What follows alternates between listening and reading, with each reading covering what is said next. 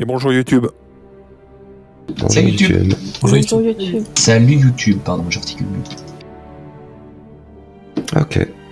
Et ben, on va faire le traditionnel petit résumé. Qui s'y lance? Alors moi j'ai le début, par contre il faudra quelqu'un pour la fin. Ok, il y aura du monde, t'inquiète. Alors, avec la bonne musique d'ambiance, c'est parfait.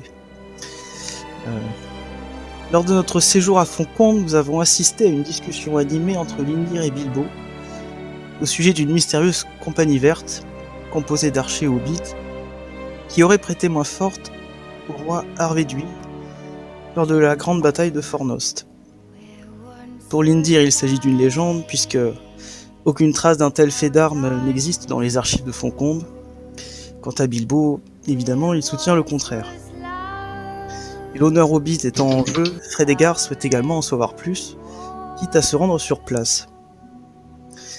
Et c'est d'ailleurs ce que Glorfindel nous encourage à faire, d'autant plus que Talandil, un Dunédain protégeant la région de Fornost, n'a plus donné signe de vie ni rapport depuis quelques années déjà. Nous acceptons donc de faire ce voyage, et arrivés aux ruines de Fornost, nous nous sommes aperçus qu'elles étaient en fin de compte bien peuplées. Des snagas, des gobelins, des orques, et effectivement nous avons vu les fantômes d'archers hobbits, qui nous ont décoché des flèches sans hampe, et ils semblaient singulièrement viser Frédégar. Bon, après une bataille périlleuse, nous avons trouvé le plan d'un souterrain, d'un gigantesque souterrain sous les ruines de Fornost, voire au-delà.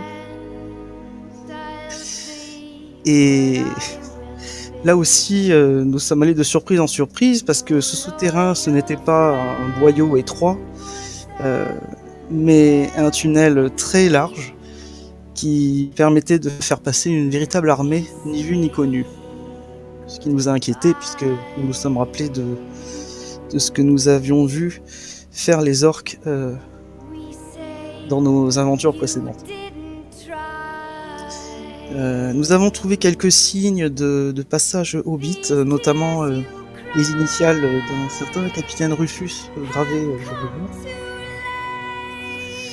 Et nous avons eu l'heureuse surprise de tomber nez à nez avec des snagas et des Uruk noirs, très pressés de nous souhaiter la bienvenue dans ce magnifique souterrain. Après une énième bataille très difficile, où certains de nos compagnons ont failli périr, nous avons découvert une chambre, nommée Chambre du Trône, qui était hantée par 6 spectres, autrement nommés les Ombres de Carn Dûm. C'est là que nous avons également trouvé des livres ainsi que la trace de mystérieuses pierres clairvoyantes. Et reprenant notre route à la recherche d'indices, nous avons décidé de nous éloigner d'une nombreuse troupe orque que l'on entendait au loin dans le souterrain. Et nous avons pris un passage à l'est pour remonter à la surface. Un passage qui était encombré d'os de toute apparence de squelettes hobbits. Voilà. Et là après j'ai pas la suite.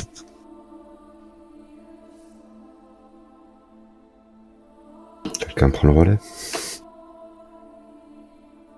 Oui, si tu veux. Et donc effectivement, au croisement, nous sommes allés à l'est, pardon. Et enfin, on avait clairement identifié aussi qu'à l'ouest, cela menait vraisemblablement vers le repère justement des orques et des gobelins qui étaient installés dans ces souterrains. Donc nous sommes remontés plutôt à l'est, et en remontant à la sortie en fait du souterrain, nous étions bien au nord de Fornost, presque à une journée de marche en fait, presque de Fornost. Et là, nous est apparu les fantômes de la Compagnie Verte, et nous est apparu le fantôme de Rufus Took. Donc s'en est suivi une petite discussion avec ces fantômes, qui ont annoncé leur présence par la chanson de la Compagnie Verte, hein, qu'on pouvait entendre avant qu'ils n'apparaissent à notre vue, qu'on pouvait entendre dans le vent. Et donc Rufus Took nous a expliqué que ils étaient tombés en dehors des souterrains de Fornost, et qu'ils souhaitaient, en fait, pour que leur âme parte en paix, qu'ils souhaitaient que leur rôle ne soit pas oublié dans cette bataille, et que sûrement son arc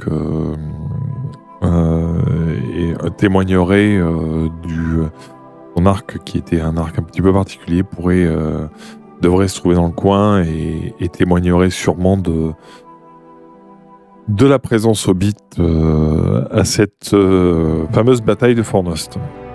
Et sur ces entrefaits, nous avons été attaqués par une compagnie d'orques menée par Gishak Gashnaga, donc le chef orc, hein, du coin, qui nous avait bien repérés.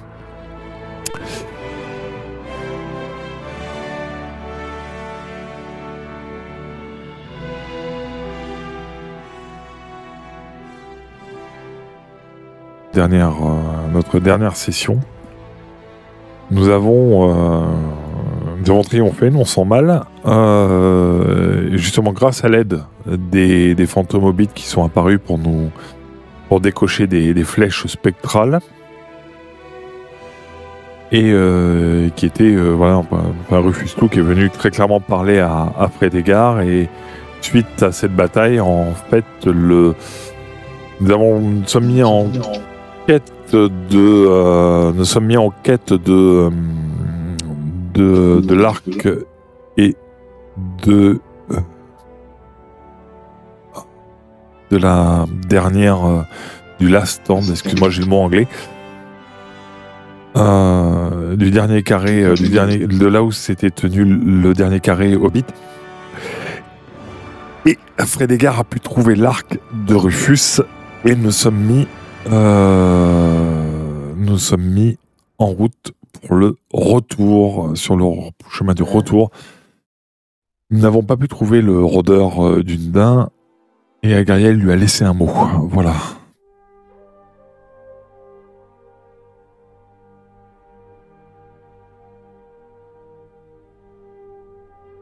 Ok, donc vous étiez retourné, vous aviez regagné Fornost, sauf erreur, et on avait déjà fait les jets, il me semble, pour le voyage. Est-ce qu'on peut revenir, donc, quelle destination vous prenez, tout ça?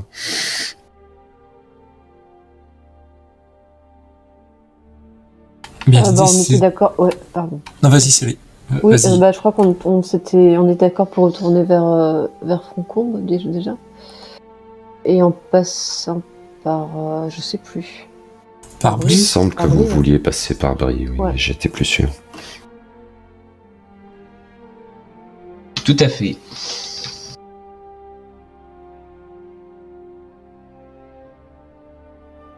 Ok, est-ce qu'on peut faire le point rapidement? J'avais pas pensé à vérifier ça sur votre épuisement. Eh bien, on a tous pris un niveau. Et on a fini Stenwald a fini de picoler le... C'est ça. Je sais plus quoi, le Miruvor, non? Le Miruvor, ouais. Oui. Et je suis redescendu à 1, moi, du coup. En épuisement. Je suis à 1 aussi. Le Miruvor est fini, moi j'ai marqué qu'il en restait une. Ah, il en reste une, oui, voilà, c'est ça. Ah, ok. Il y a un petit fond encore. Avec le dépôt. Oui, c'est le concentré. En épuisement, moi je suis à 2, donc ressenti 1.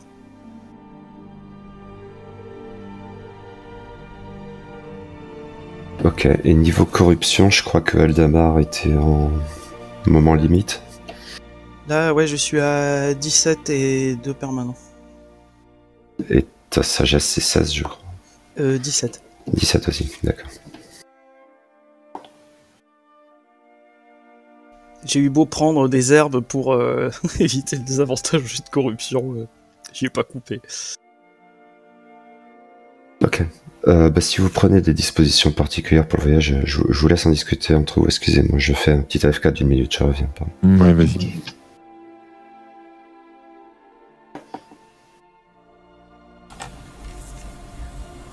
Je sais pas si on a des dispositions particulières à prendre. Formation de la tortue. Ouais, savoir qui prépare les sandwichs. Donc, Je vais là, en charger. C'est direct, c'est toi, c'est sûr. On va passer par Brie et après je pense que l'arc que tu transportes peut attirer les convoitises. Donc peut-être pas le garder sorti. Et on peut se relayer pour les livres aussi qu'on ramène. Ça, je pense que c'est important de le préciser. Tu as de l'épuisement, Béoric, ou pas? Ouais, comme tout le monde, c'est vrai qu'on a tous pris. Ouais. C'était automatique, je crois. Ouais, mais moi je vais bien nous faire passer. Je vais bien utiliser la capacité. Voilà. Je vais bien utiliser ça aussi. Je vais bien utiliser fouler 2 velours, je pense aussi beaucoup. J'ai absolument aucune envie qu'on nous suive. Et idem pour les livres et tout. Voilà, à Brie, on va récupérer nos chevaux et nos poneys. Et je propose de faire profil bas. Ça me paraît bien. Parce que je pense pas qu'on... Les prochains... Enfin, si on tombe dans d'autres combats, ça va être compliqué, ça va nous faire mal. Je sais pas combien il vous reste de dés de vie, mais... Quoi, 0? Bah voilà. Pareil. Moins 1 ou 2, voilà. 3.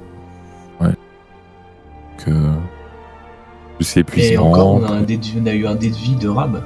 Tout à fait. Moi, j'en ai plus. Hein. Ouais. Bon, moi, toujours 6 dés de vie. Voilà. Ah, Et... Ah oui, et attends, je baisse. On avait Tu me dit. prêtes ton égide. Bertrand, il est revenu, Bertrand? Oui, on avait dit 22, je crois. Pour 22, le ouais, pour l'armure. Ce qui reste super fort. Oui, Ouais, oui. ça t'inquiète, je sais pas. Ça va très bien. Ouais. Il reste du Radagast, mais bon, c'est pas le moment, je suppose. Oui, on verra plus tard. En cas de bataille, je Oui, pense oui, que voilà, Erwan, enfin Frédégard, tu dois être à peu près au max de tes points de vie. Pas tout à fait quand même. Combat. Aussi 7ème, disons. D'accord.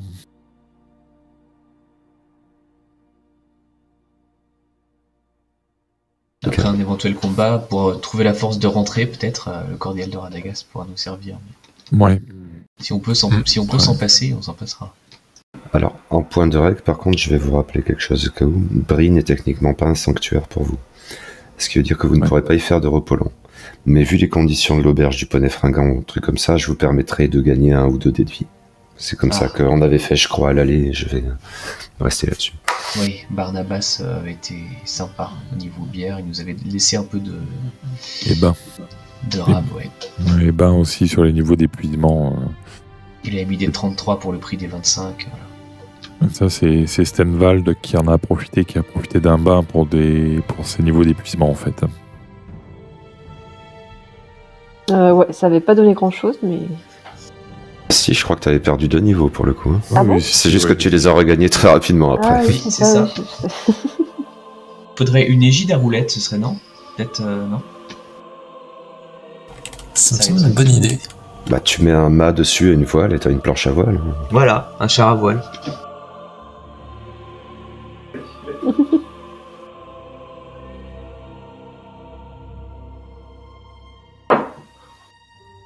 C'est toujours Frédégard qui fait office d'éclaireur. Tout à fait. Sauf si quelqu'un veut prendre ma place. Mais en tout cas, a priori, je conserve cette fonction. Ok. A priori. Alors, tu prends quelle avance par rapport au groupe pour faire des repérages? Quelque chose comme 1 ou 2 kilomètres à chaque fois. Je veux pas super vite, je veux pas non plus trop m'éloigner. Ok. Donc je vais te demander de faire un jet d'investigation.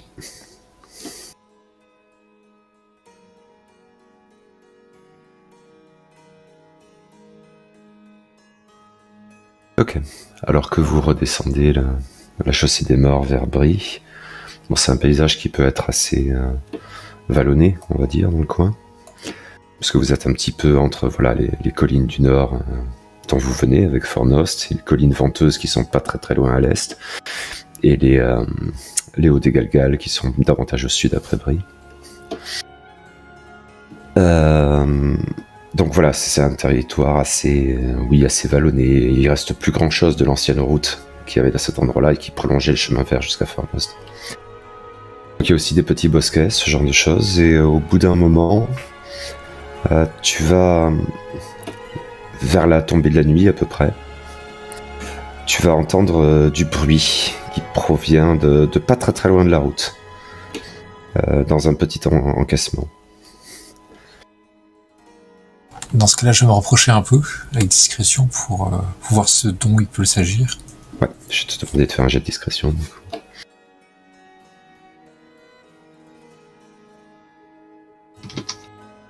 Ok. Tu tombes pas très loin de l'entrée d'une caverne. Et il y a un feu qui a été bâti devant de manière très rudimentaire. Et tu vois à côté le cadavre d'un cheval qui est visiblement mort très récemment. Et il y a de grands morceaux de viande qui ont été enlevés de manière très rudimentaire. Certains ont cuit, d'autres ont été jetés un petit peu comme ça. Et tu entends du bruit à l'intérieur de la caverne.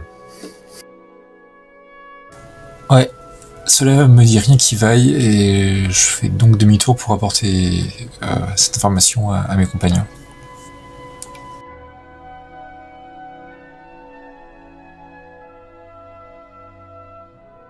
Tu peux retourner auprès de tes compagnons sans autre problème.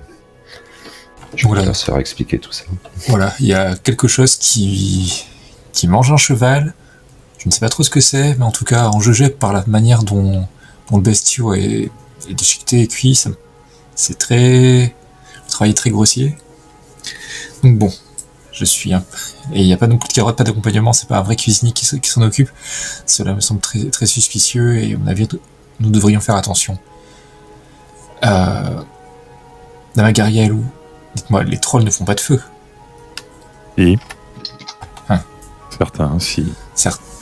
Et cela ressemble effectivement grandement à votre description du dépeçage du cheval ressemble grandement à l'œuvre d'une de ces créatures. Vous dites que c'est très, très frais, peut-être son propriétaire est encore vivant, nous ne pouvons pas le laisser dans pareille panade.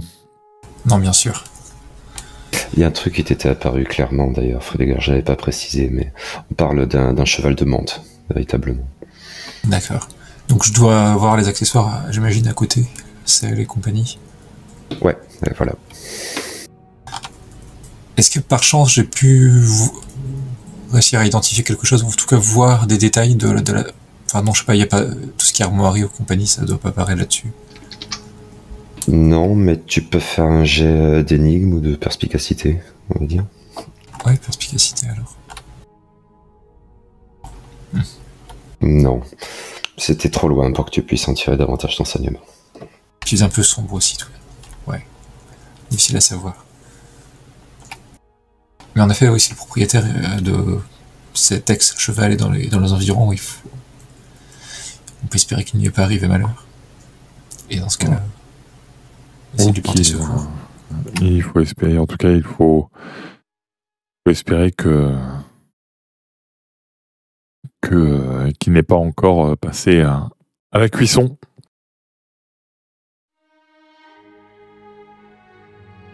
Par rapport à un cheval, j'aurais envie de penser qu'un humain tient plutôt du hors-d'œuvre, mais sait-on jamais. Qu'est-ce que je connais au bout des orques? C'est un mets, a priori, c'est un mets que les trolls apprécient. Les trolls, oui, pardon, pas des orques. Et c'était une très grande grotte, apparemment? De taille moyenne, en tout cas suffisamment vaste pour pouvoir accueillir un troll sans problème. Oui. Et à l'odeur? Bonne question. Je sais pas si ton odorat est très développé, Frédégard, mais ça oui. sentait un peu la pourriture, on va dire. Ça sentait pas bon, Aldamar. Cela dit, nous non plus, nous ne sentons pas bon. Ouais, mais là, ça sentait pas bon, pas bon. Non, vous savez, l'odeur du pourri. Et même de manière générale, voilà, ça ne me dit rien qui vaille. Mais bon, je pense que nous aurions tort de laisser quelques cavaliers là sans défense à la merci d'un troll. Ah, ça, je suis bien d'accord avec vous. Nous devrions y aller. Observer ça de plus près. Oui. En toute discrétion. Et là, je jette un œil à Stenvald avec son égide. Bah écoutez, on va faire ce qu'on peut. Hein. L'avantage, c'est que comme vous ne l'avez pas nettoyé depuis au moins 5 jours, vous ne brillez plus dans le noir.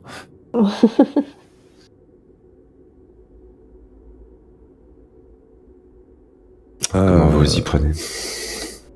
Écoute, on va essayer d'approcher la caverne en mode discret. Voilà. Toujours avec Frédégard en éclaireur? Ou quelqu'un l'accompagne cette fois? Oui, je peux peut-être... Je préférais ne pas être tout seul. Ouais, je vais l'accompagner en fait. Merci, Cariel. Ok, je vais vous demander à tous les deux de faire un jet de discrétion. Allez, c'est parti.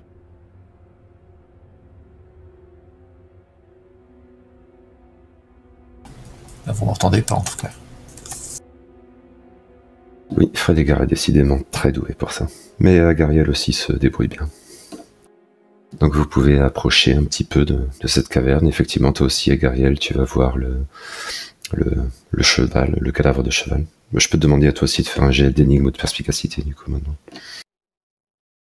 Eh bien, écoute, je pense que le perspicacité sera là. Wow.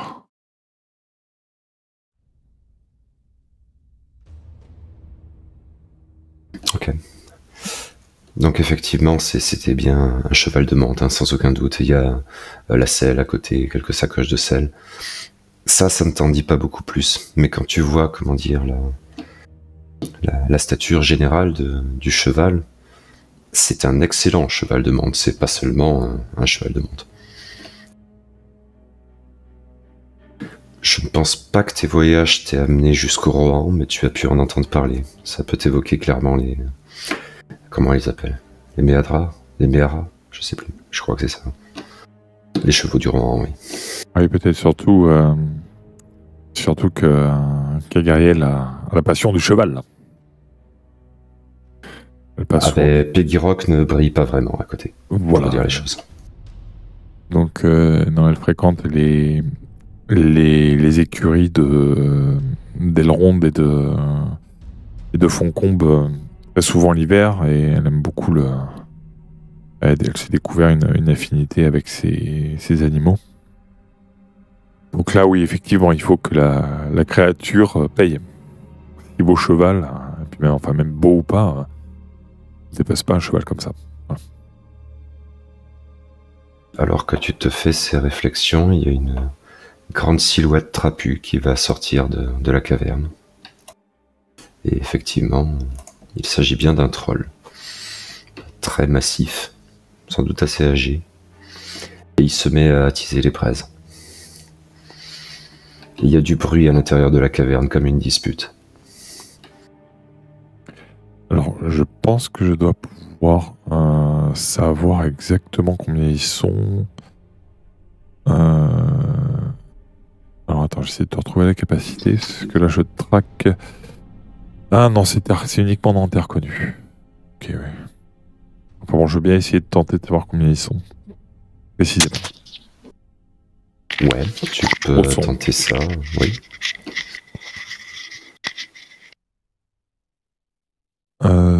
Survie, qu'est-ce que tu... Perception, peut-être? Oui, ça peut aller, oui. Perception.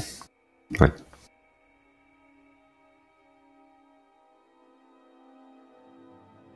Tu penses qu'il y a 3 trolls. C'est-à-dire 2 de plus que celui que tu vois à l'extérieur. Mais bientôt, en fait, tu vas en avoir la conviction parce qu'ils vont sortir. D'abord, un troll qui s'est confectionné des vêtements et qui a l'air assez énervé. Et puis, juste après, il y en a un autre qui apparaît, qui est beaucoup plus petit. Et qui se met à brailler visiblement, il est pas content. Mais... Il est tout poilu. J'aime pas quand ils sont tout poilus, ça gratte. Puis là, il y a le gros troll qui était à ranimer le feu, qui lui colle une taloche. Et puis l'autre qui lui fait d'une voix presque flûtée pour un troll. Allons, tu ne peux pas te dire des choses comme ça. Pense aux pauvres petits trolls de la désolation d'Angmar qui n'ont rien à manger. Oui, mais il est tout poilu, j'aime pas quand c'est tout poilu, ça gratte et ça pique. Mais non, ça pique pas. C'est une barbe, tu en auras une toi aussi plus tard, ou plusieurs. Bon allez, fais pas le difficile, installe-toi près du feu, je vais chercher à manger. Et la maman troll, a priori, retourne à l'intérieur de la caverne, pendant qu'il y a donc le papa troll et Junior, qui sont à côté du feu.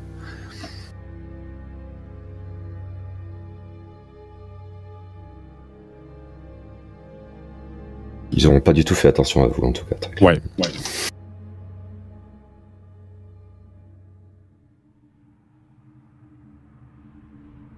Alors, d'un point de vue jouabilité, il y a j'ai une capacité, je me demande si c'est pas quelque chose dont je peux me servir, mais c'est la capacité de diversion. Je te la mets dans le chat, Nemal. Parce que c'est marqué justement que je peux déconcerter ou miner la confiance d'autrui. Donc est-ce que ça signifie que par exemple je peux me planquer dans un coin et puis genre attiser la dispute entre les trolls, ou est-ce que c'est plus vraiment dans des circonstances de combat? Parce que je vois pas trop en fait comment ça s'utilise. En fait, ouais, parce que c'est quand ils font des jets et toi tu dois utiliser une réaction. Donc a priori c'est en situation de combat normalement.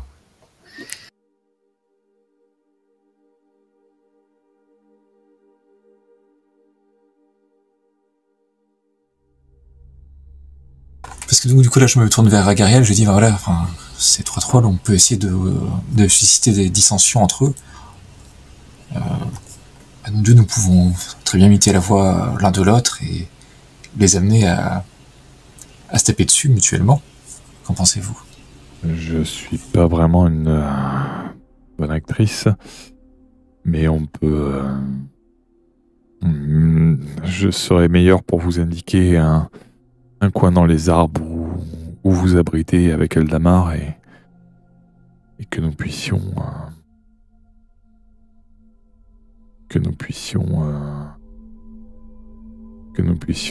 attaquer avec le reste de notre troupe.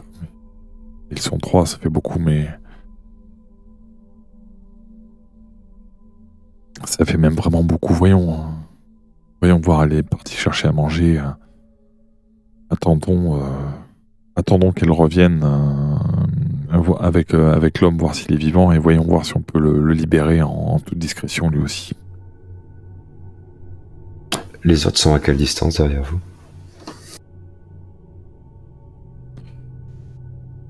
Et oui, bonne question. Je crois que Frédégard avait dit qu'il prenait 1 ou 2 kilomètres d'avance, et que c'est là qu'il a rencontré les trolls. Oui, mais là on s'est rapproché. Là vous êtes rapprochés, je pense. Vous êtes pas très loin en vrai. Vous êtes sûrement même à distance de...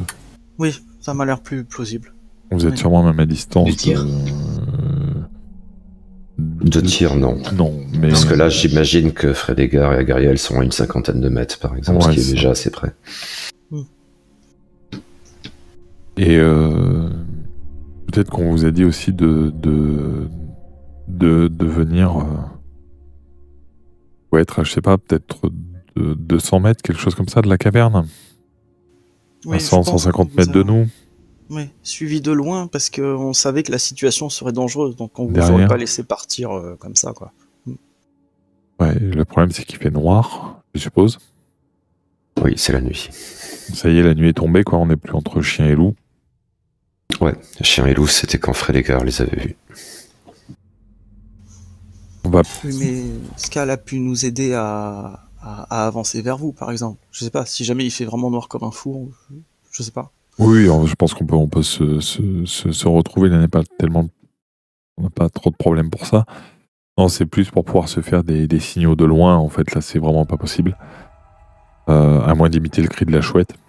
Mais je pense ou le cri du sanglier, mais je pense que c'est pas une bonne idée. Ce n'est pas une bonne idée. Moi, j'attends de voir si la nourriture est toujours vivante. Je sais, je crois savoir que les trolls aiment bien croquer quand ça gigote un peu encore. Donc, de fait, Maman Troll va sortir de la caverne en traînant par les cheveux un homme, et qui, oui, est visiblement très amoché, mais vivant. Et je vais vous demander à tous les deux de faire un jet de perspicacité ou énigme, ou... Ouais, perspicacité ou énigme. Oui.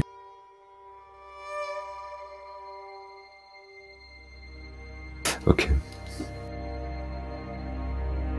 Tous les deux, vous reconnaissez cet homme. Vous l'aviez vu quand vous avez fait une halte avec la compagnie du chariot. C'était un cavalier très doué qui faisait des démonstrations de jeux équestres en plein milieu du campement. Un homme avec une armure de cuir, des cheveux longs blonds et une barbe très fournie, qui semblait diriger son cheval par des grognements assez étranges. Je crois pas que vous soyez attardé au spectacle, mais comme ça, c'était quand même quelque chose d'assez difficile à oublier. Vous pouvez être à peu près sûr que c'est cet homme-là, oui. Et il est toujours vivant. Très blessé, mais toujours vivant. Et Maman Troll le tire par les cheveux, tandis que Papa Troll semble préparer la broche adéquate pour passer ce monsieur. D'accord. Écoutez, les gars, on va pas avoir beaucoup de temps. Si vous avez une idée pour les distraire, c'est maintenant. Sinon, il va nous falloir avancer. Et il est visiblement trop amoché pour pouvoir... on peut pas passer derrière eux. Enfin, il y a... on voit pas de solution pour... Il est ligoté, hein, par ailleurs. Oui, il est clairement ligoté, mais bon, il est moitié KO, je suppose, quelque chose comme ça, comme tu dis, très amoché. Oui. Il pourra pas fuir, quoi. Non. Ok, l'homme, cet homme ne pourra pas fuir. Je pense qu'il faut leur donner un peu de... Les distraire, les divertir, les forcer les divertir le temps que nos camarades arrivent. Papa Troll a l'air satisfait de sa broche. Ok. Là, la situation, c'est comment déjà? Ils sont tous les trois autour du feu. Il va l'embrocher dans moins de 5 minutes là. Donc, il faut prendre une décision tout de suite. Bon, très bien. Moi, je vais imiter le cri de la chouette d'urgence, je pense. C'est ça, hein? Ouais. On va pas avoir le temps de faire un plan fin et délicat là. Je le sens pas. C'est le plan d'alerte pour que nous on rapplique, c'est ça, hein? Yes. Ouais. Ok. Ça me paraît assez Ouais. inévitable. Ouais. Là, ça me semble inévitable. Voilà. Ok. Je vais demander à Gariel de jeter un des 4. D'accord.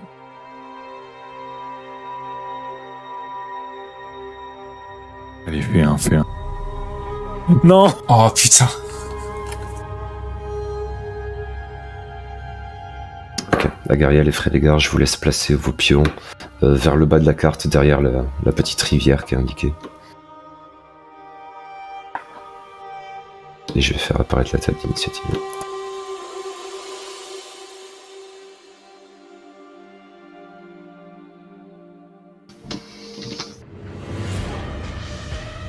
Excuse-moi pour les pions, Bertrand. Tu fais glisser depuis le nom dans le journal, sur la carte. Pas l'illustration, le nom.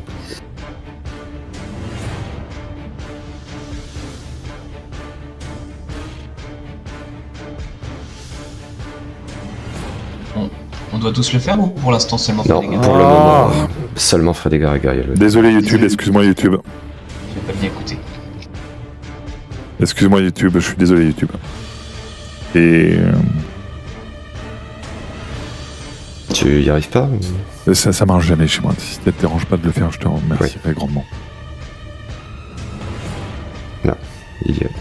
Merci, c'est très gentil. Tu peux tirer ton initiative. Désolé YouTube.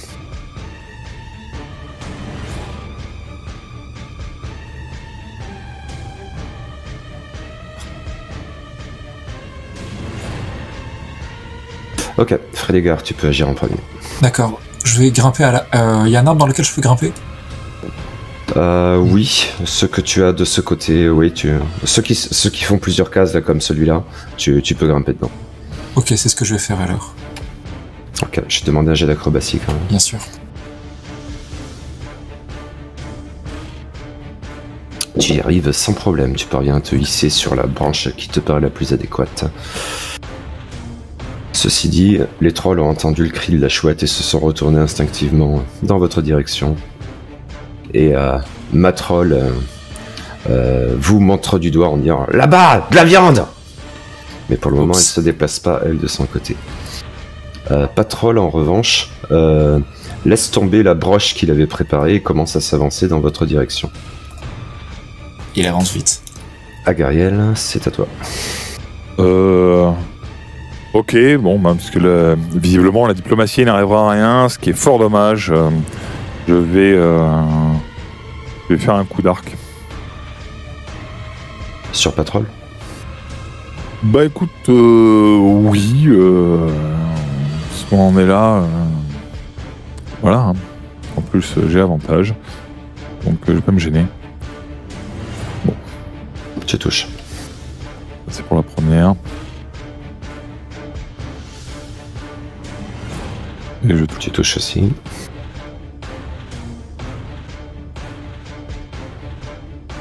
Ok. Il a un cri de douleur, mais comme à contre-temps. T'as l'impression qu'il a fallu 3 secondes au moins après avoir été blessé pour qu'il crie. Et il y a Junior, lui, qui est tout excité et qui saute par-dessus le rocher qu'il y a devant lui en disant « Là, ils ont moins de poils! Ils ont moins de poils !» Et on revient à Frédégard. Qui décoche une flèche en direction... Enfin, des flèches d'ailleurs, en direction de Patrol. Ok. Oui.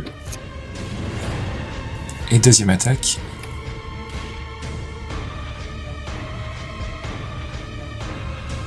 Est-ce que la deuxième passe? Oui, oui. Ok. Là, c'est pareil, il lui faut bien 5 secondes avant de dire aïe.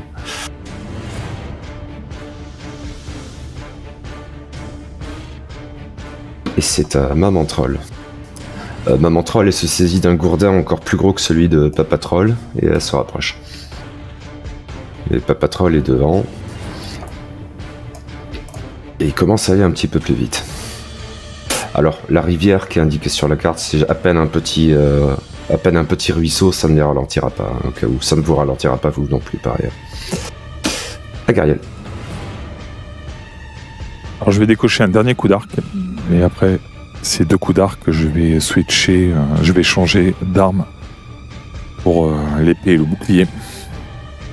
Ben, ça passe pas, je suppose. Non.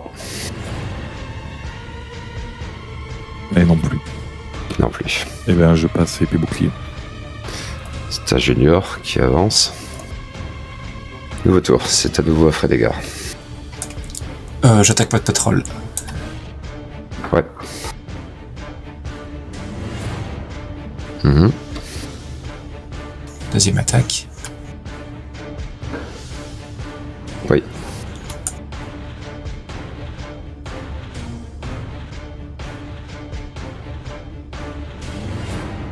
Il s'embarrasse plus de prétendre qu'il a mal, là, pour le coup. Et c'est à Maman Troll, qui rejoint rapidement le reste de sa famille. Puis, Papa Troll, qui charge Agariel. Il a 2 attaques. Ah, et il se foire totalement sur la première. Tu peux faire une attaque d'opportunité, Agariel. En fait, je l'attendais, donc je l'ai vu arriver. Je me glisse sous son gourdin, et non, rien du tout, malheureusement. Okay. C'est à toi, ceci dit. Eh bien, écoute, c'est parti. Je suis plus ou moins dans ses jambes, et B. Non. J'ai sous-estimé son Celle-là, oui, par contre. cuir. Voilà.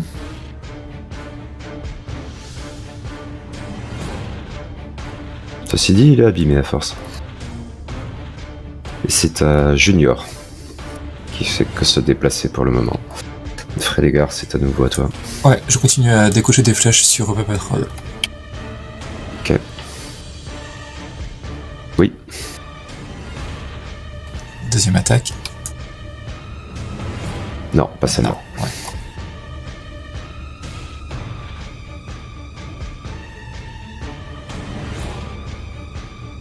C'est à Maman Troll qui se rapproche de l'arbre dans lequel tu es, Frédégard, mais elle n'y parvient pas pour le moment. Par contre, c'est à Papa Troll qui va se déplacer ici et taper sur Agariel.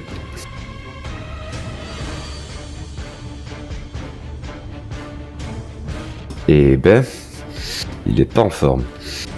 C'est à Avec nouveau tout à ce qu'il toi, a pris Agariel. comme flèche. Écoute, c'est juste qu'en fait, je pense que je cours un peu autour de lui. Le jeu de jambes, en fait, Voilà, c'est très important. le jeu de jambes, c'est important. Et j'ai une tactique que j'utilise pas beaucoup d'habitude. Je dois courir à essayer de passer entre ses jambes, en fait, à chaque attaque. Et en essayant de mettre des coups d'épée. Alors, le premier touche, et le deuxième, effectivement, j'arrive parfaitement à cibler son entrejambe, qui n'était pas protégé. Et déjà, je pense qu'il va pousser un grand aïe. La deuxième, Oui, enfin, il fait plus que ça parce que tu le tues pour le coup. eh bien, je le tue d'un coup dans les roustons, en fait. C'est-à-dire que j'arrive vraiment à passer sous lui. Et là, je lui lamine les roustons. Voilà, très clairement. Laine pour Maman Troll et Junior hurlent d'effarement et de terreur à ce spectacle. Et c'est un Junior qui se jette sur Agariel. Il va me falloir un peu de chance. J'en ai déjà eu beaucoup.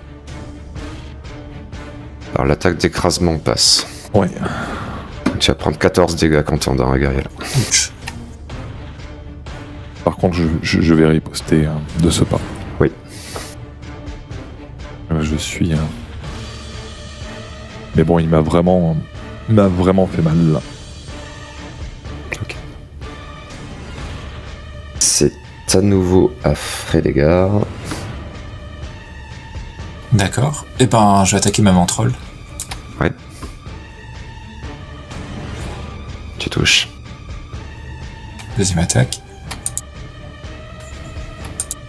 Est-ce que ça passe? Oui. Ils arrivent quand sinon, les autres?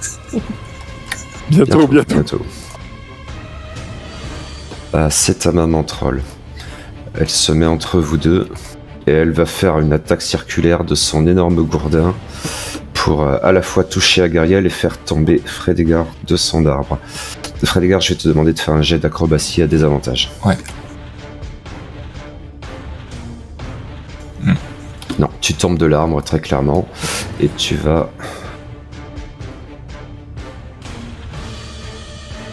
perdre 2 points de vie dans la chute. Et par contre, par rapport à Agariel, ça sera bien une attaque, mais avec avantage. Ok. Donc c'est son gourdin. Ouais, c'est son gourdin du coup. 16, non, ça ne passe pas. Je baisse sa tête au dernier moment, en fait. Je pense que c'est ça qui se passe. Je me réfugie dans les jambes de Junior. C'est à toi, Agariel. Bien, réfugié dans les jambes de Junior, comme je l'ai dit. Voilà, je continue à attaquer Junior. Tu le touches. Non, pas la deuxième. Je vais te demander de faire un jet de perception ou perspicacité, Agariel. Ok. Je fais la perception. Dommage. Ok. Ah non, tu avais le désavantage. Eh oui. Ok. Donc effectivement, ça ne passe Bah pas. oui, j'ai un niveau d'épuisement. C'est à Junior. Il se positionne bien de sorte à avoir l'avantage lui aussi pour son attaque. Ses 2 attaques, pardon. Donc, on va faire d'abord la deuxième qui passe, mais tu pourras faire une riposte. Ah non, puisqu'il a l'avantage, les 2 passent. Eh oui. Et la première, c'est même un critique. Eh oui. Donc la première fait 13, et la deuxième fait 16, donc 29 dégâts pendant Agariel. Alors... tu vois, je fais les comptes. Ok.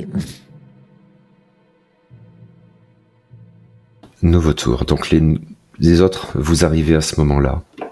Vous pouvez mettre vos pions quelque part dans la partie noire que j'ai révélée en dessous et tirer votre initiative. N'oubliez pas de mettre Scal aussi, du coup.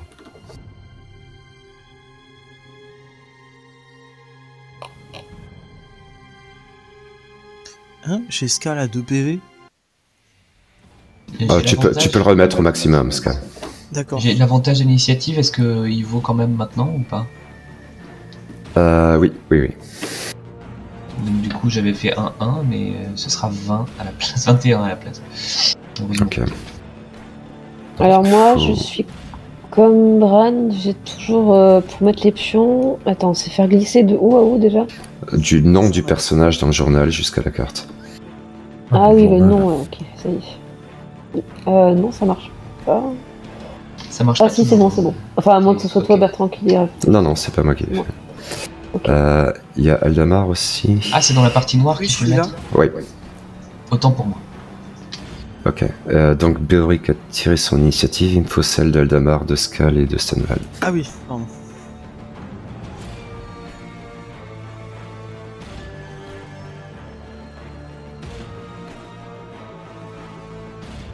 Voilà, le 16. Ok. C'est à Frédégar. Donc toi, tu es tombé de ton arbre, hein, pour le coup. Ouais. Bah, du coup, je recule d'autant que je peux, et je vais quand même tirer autant que je peux aussi sur ma mantrole. Ouais. Oui. Deuxième attaque. Et bah, Oui aussi.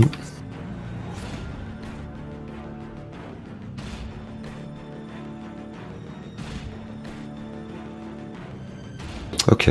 Elle a reçu des petites piqûres dans le dos, mais elle balaye ça comme un moustique et elle est visiblement très concentrée sur Egariel. C'est à Béoric. Je vais charger Mini-Troll en essayant d'attirer son attention plutôt sur moi que sur Agariel. Alors je vais te demander de faire un jet d'intimidation en général, ce qu'on utilise pour ça. Ouais. Je me demande si j'ai pas un truc avec ça. Je regarde juste une seconde. Non, je crois pas en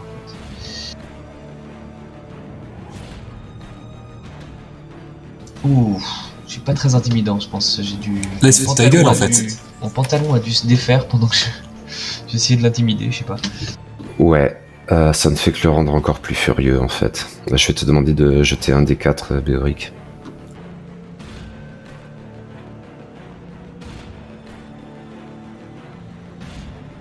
Et oui, il vaut mieux que je me mette là en fait. Ok, tu peux faire ton attaque, ceci dit, mais avec des avantages. D'accord. Tu peux en faire 2 ou une seule? Une seule dans ce cas, Une après, seule, ok, après ça ton échec marche. critique d'avant. Normal. Ah bah, ça passe. Non. Oui. Et j'avais activé ma furie, hein, bien sûr. Oui. Ça fait 9 du coup. Ok, je te demande un jet de perception ou perspicacité.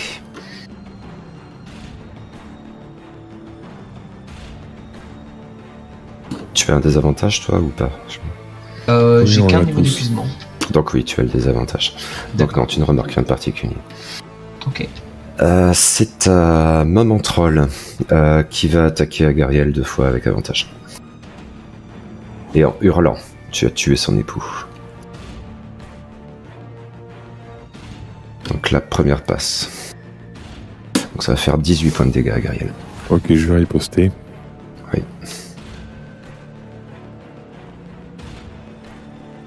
Oui. Un bien vilain coup. C'est à Aldamar. Eh bien, moi j'ai visibilité sur ma troll, de là où je suis, Oui. Oui. où je me déplace un peu. Un petit peu plus à droite, ouais. Ouais, là, je vais m'approcher un peu de Stenval. Ah, quoique. Ouais, ouais, ici. Ouais, ok. Allez, je vais la viser. Alors, Non.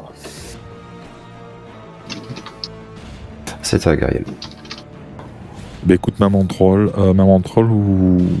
Ouais, maman troll, ils font finir. focus. Je sais que normalement j'ai avantage sur l'autre, mais là... Concentrons-nous sur Maman Troll. Pareil, hein, j'essaie de taper dans les jambes et c'est ce que je fais. C'est pas très fin comme escrime, mais visiblement, je tape très fort et ça marche. Oui, ça te paraît très efficace. Dans les articulations en particulier. C'est à Junior. Junior, il est totalement furieux et il va faire, comme sa mère, une attaque circulaire en fait avec son gourdin. Et il aura l'avantage sur Agariel et Béoric. La première attaque, c'est sur Agariel, décidément, ils font que des critiques. Celle sur Béoric passe par contre. Sa colère qui lui donne l'avantage sur moi, c'est ça? Béoric, tu prends 12 et Agariel, tu peux faire une attaque d'opportunité. C'est juste pour savoir comment ça se fait qu'il ait l'avantage sur moi aussi. La colère après ton jet d'intimidation raté, Ok. et il a utilisé une sorte d'attaque circulaire qui fait ça. Ok, ça marche. Et là, pour l'attaque circulaire sur la première, il a fait 12 en fait, il a pas fait 6. Donc voilà. Ah oui, puisqu'il avait l'avantage, donc Il oui, a effectivement, l'avantage, pas de riposte. donc il Ouais. y avait pas de riposte. Mais il rate, ouais. Non. Ok, c'est Astenwald. Je suis dans les jambes de sa maman. Alors, est-ce que je peux arriver par là, où je lui son bloc? C'est faisable, mais tu pourras porter qu'une seule attaque par contre. J'y vais quand même. Ok. Ok. Et donc... Oui. ça. Matrol a l'air à l'agonie. C'est Ascal. Bien, Skal, il est très remonté, mais bon. Il peut pas faire le poids contre un troll, mais par contre, il va s'avancer et violemment, voilà, aboyer, grogner, voilà, essayer d'intimider Junior à sa manière. Ok. Nouveau tour, c'est à Frédéguer. Ouais, je me déplace un tout petit peu pour avoir un meilleur angle de visée sur ma main troll, et je l'attaque. Oups, raté. Deuxième attaque. C'est raté, oui. Ça touche.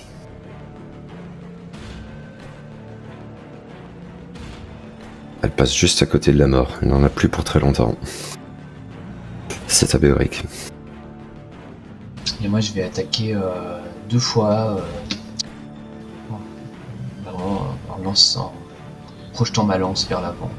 Dans le bide de Junior.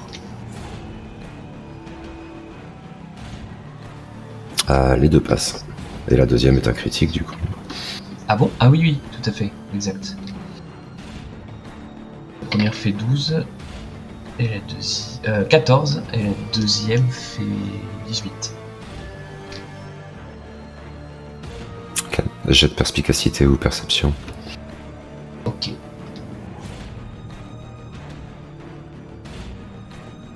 Non, rien. Toujours les désavantages, ok. C'est à Maman Troll qui va s'acharner en hurlant dans son... peut-être sa dernière attaque contre Agariel. Ok. Et elle rate totalement les deux. Elle est épuisée, deux doigts de mourir. C'est à Aldamar. Eh bien, je vais me placer ici et essayer d'achever Maman Troll. Oui. Ah, c'est Non, raté. ça rate. Est-ce que je Agariel. peux envoyer faveur du protecteur à Agariel, par contre? Non, non, je- t'inquiète. Oui, bien sûr, mais... Si ça te sert, hein. ouais, je vais... comme tu veux. C'est à toi, Agariel. Et bien écoute, du coup, j'attaque Maman Troll. Donc tu m'as laissé faveur du protecteur? Oui. Ok. J'attaque Maman Troll. Toujours entre ses jambes. Et je m'acharne sur sa rotule. Et tu l'élimines comme ça. Parfait. Et je vais me retourner sur Junior. Peut-être avec des avantages. Oui. Je me tire de dessous. Elle. Et en fait, c'est Justice qui va... Oui. qui va faire des siennes. Perception ou perspicacité.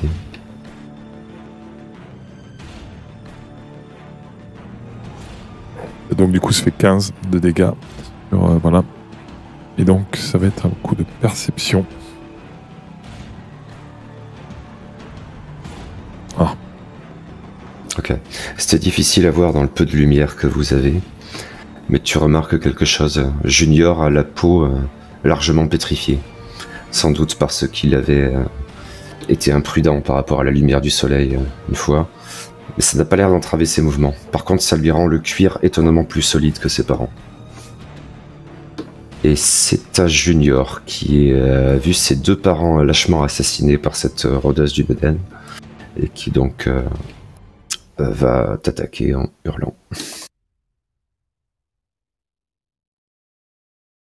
Il n'y a que le gourdin. Il gratte ses 2 attaques. C'est à Stenwald. Alors bah, je vais l'attaquer ici. Ça passe pas, je réessaye. Non plus. Non plus. Dernier essai. Ah. Oui.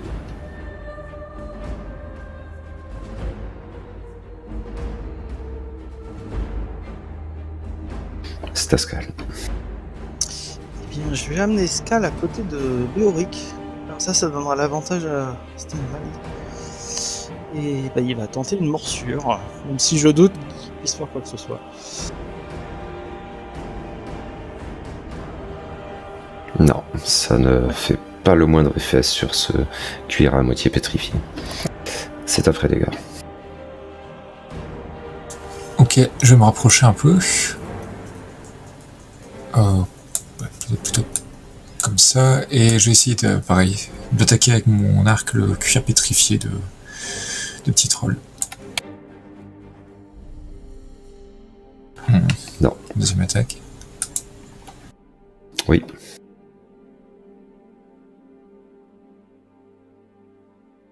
Effectivement, il est bien plus solide que les autres, hein, même s'il est bien plus petit.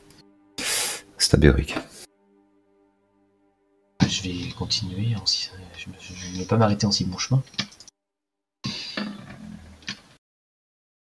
Le deuxième. Les deux touchent.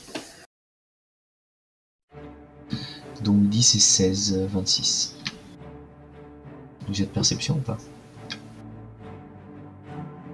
Non, je pense que tu es... je crois que c'est Agariel qui l'avait remarqué avant, tu as pu t'en rendre compte toi aussi. Effectivement, donc il a la peau étrangement solide. D'accord. Ouais, je pense que j'ai sûrement lancé un viser les parties claires. Sur le petit, viser les parties claires de sa peau, viser les parties claires. C'est à Yamar. Eh bien, je vais rester où je suis. Attends. Bah non, il suffit d'un tir malheureux et je vise Agariel. Ouais.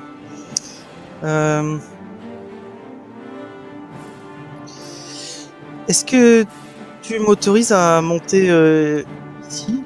Ça fait 28 pieds, mais ouais, enfin, faut contourner en fait. Attends, je fais calcul. Ouais, si tu le fais, tu peux pas tirer. Ah, d'accord, ok. Bon. Bah alors, je vais rester où je suis et je me déplacerai après. Moins loin. Tu touches.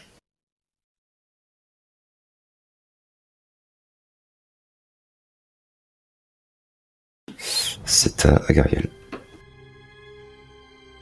Ok, donc comme il est beaucoup plus petit, je peux pas passer entre ses jambes. Mais j'essaie de bien viser les parties claires, que je le sens un peu décontenancé par tout ce monde autour de lui. Oui, ceci dit, cette attaque rate. Ça rate les 2 rips contre les parties dures. Et c'est à lui. Il t'en veut personnellement, Agariel. Là, je pense là, oui.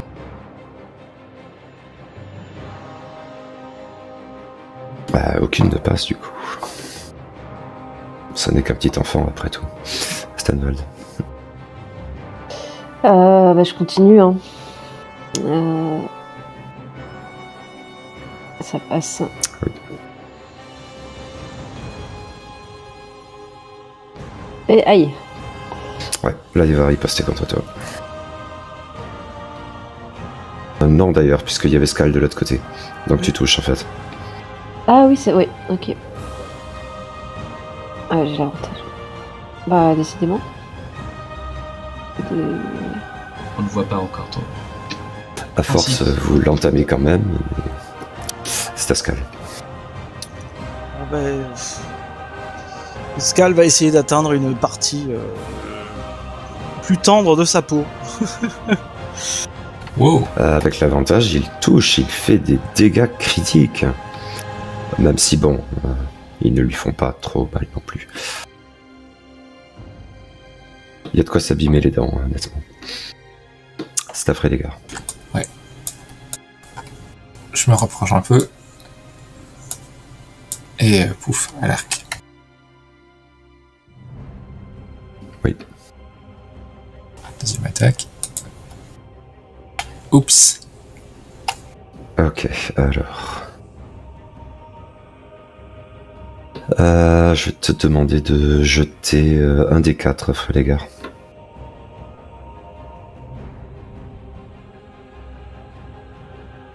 Ok, tu fais tes dégâts, s'il te plaît. Agariel, tu perds 5 points de vie. Merci. Désolé. C'est abérique. Tapé.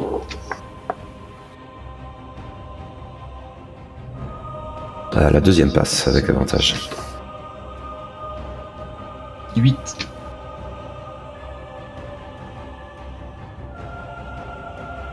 Aldamar. Eh bien, moi je vais tirer sur Junior, bon, ça rate. Mais par contre,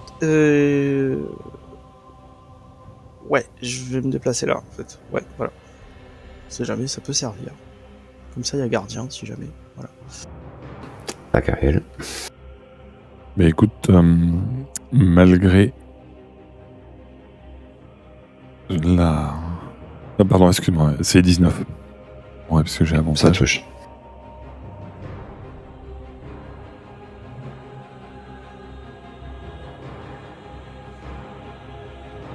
Non, la deuxième rate. Ouais, là où je suis, il y a vraiment peu de parties molles. Ceci dit, il est très mal en point. Mais c'est à lui. Et il met tout sur Agariel. Alors là, j'utilise gardien quand même. Donc là, c'est l'occasion. Il rate.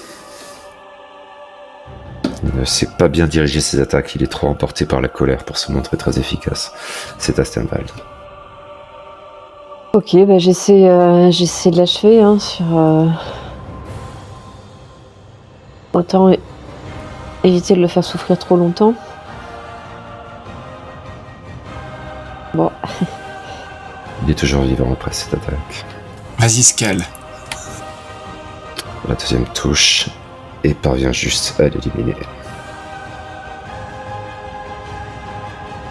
Félicitations, vous avez tué une petite famille de trolls. Ne nous remercie pas, nous faisons notre travail d'aventurier valeureux. Nous protégeons la veuve et l'orphelin. Je vais vous demander de m'accorder un petit AFK, je reviens, excusez-moi. Ok. Ouais, bon, en attendant, j'ai quand même perdu 70 points de vie dans l'histoire. T'aurais dû monter dans un arbre. Voilà. ouais, ça sent le point d'ombre quand même, je sais pas, mais. Non. Non. Non, Non. c'est des. Non, d'accord. Clairement du troll. Je pense que C'est du bébé troll vu Attends. ce que tu appelles un bébé troll, ouais, manger, Ah oui, mais. armure et Égide comprises, quoi, aurait tout digéré un peu en rotant sûrement, parce que bon, l'Égide, ça aurait été un peu difficile. Ah, mais j'en doute pas, mais c'est l'instant. Voilà. Non, je pense qu'Agariel, pour ça, elle a aucune pitié, elle connaît bien les collines aux trolls et elle sait très bien les ravages que ces créatures peuvent faire et pour elle, ça en fait 3 de moins, quoi. Clairement, là. Et puis elles ont tué un cheval. Les créatures ont tué un magnifique cheval, donc.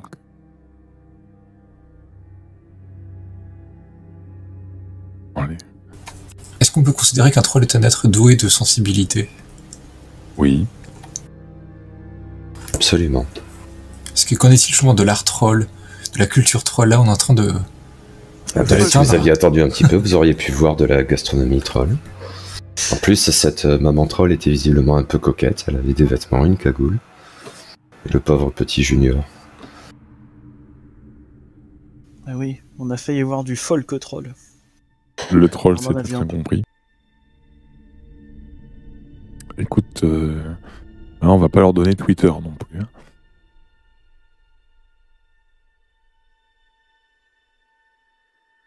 Vous avez toujours l'homme là-bas à l'entrée de la caverne qui gigote. Il pousse des sortes de petits grognements. Je pense qu'on va aller le libérer Et le soigner un peu, hein, je pense. et le soigner, et puis peut-être faire même un tour dans la caverne. Ah oui. Ok, si quelqu'un veut bien faire un jet de médecine pour vous. Là-bas Bah, Ou je peux m'en occuper si tu veux. Je suis pas mauvais en médecine non plus. Par contre, vous avez tous les deux des avantages. Oui. Oui, c'est vrai.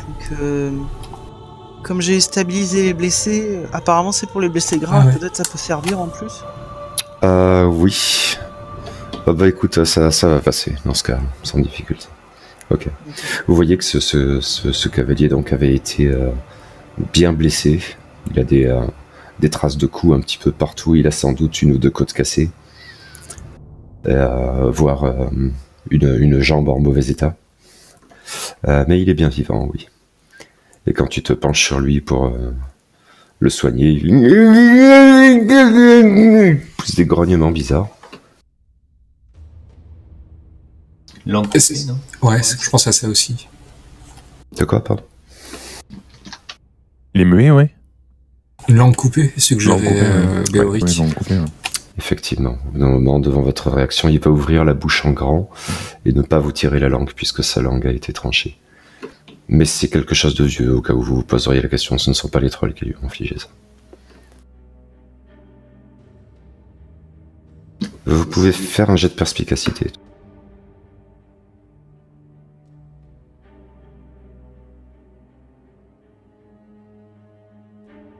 On est très perspicace là. Ben, avec le désavantage, pas tant que ça. Toi, si, par contre, Stenvald.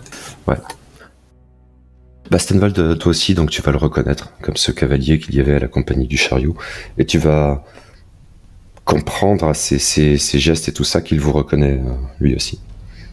Mais pour communiquer, c'est un peu compliqué, puisque il ne peut pas parler.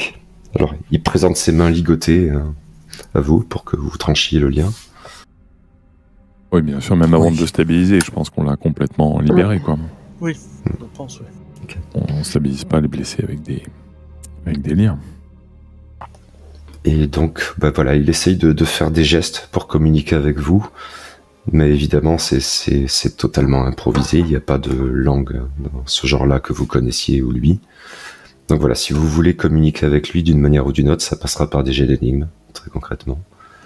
Mais en tout cas, il a l'air de se montrer, de vous remercier. Clairement, vous lui avez sauvé la vie. Par contre, à peine peut-il se déplacer un petit peu et en se traînant, parce qu'il a une jambe en sale état, il se dirige vers le cadavre de son cheval et vous le voyez atterré véritablement avec une larme qui lui coule sur ses joues barbues. Je pense que je vais quand même essayer de m'aider du carnet. En fait, je pense que Gabriel porte toujours avec la mine de charbon pour noter les choses, pour pouvoir communiquer avec lui. Peut-être sait-il écrire son nom ou pour faire des schémas, des dessins, des choses comme ça. Alors si tu lui présentes le cahier en montrant que tu avais écrit quelque chose, non, visiblement lui ne sait pas écrire. Par contre, il peut faire des petits dessins ou des choses comme voilà, ça. C'est pour nous aider, je pense à... Et puis il a des gestes parfois plus explicites. Et, il montre sa jambe, il passe sa main sur ses côtes et effectivement il a 3 côtes de fêlée au côté droit. Je pense qu'on est deux là. Oui, c'est bien possible, tu as pris quand même de très vilains coups contendants à Gariel. Oui, là je pense que mes côtes sont encore mes côtes ont encore bouffé. Hein. Je pense que là, clairement, je suis pas en super état. Mais si certains d'entre nous entraient dans la grotte pour vérifier qu'elle est libre et comme ça, les blessés pourraient se reposer à l'intérieur. Pas tellement pué que. Oui, c'est vrai. Mais si on a que ça, je Mais ne sais pas. aller faire un tour dans la grotte, oui, ça va être une option. Oui. Non, c'était pour proposer du repos, mais c'est vrai que ça doit être une infection dedans. Ouais. Ouais, je pense que ça va être. Alors, ceci dit, en théorie, vous pensez ne plus être très très loin de Brie. D'ici 1 ou 2 jours, ça devrait être bon. Ouais, c'est peut-être plus sûr de le ramener à Brie directement, non? Oui. Ouais, ça dépend. Il pourra pas beaucoup se déplacer. En plus, le cheval est mort. Il faudra qu'on le porte. Oui, clairement, il ne pourra pas marcher là. Faire un travois? On l'a déjà fait. Sur l'égide. Ouais. Voilà. Entre les livres et le blessé, on va être bien chargé. C'est pour ça que je vais regarder un petit peu ce qu'il y a dans la grotte, parce que je sais que les trolls ont tendance à avoir le syndrome de Diogène et à accumuler tout ce qui passe. Mais on va quand même faire un repos court. Faut pas non plus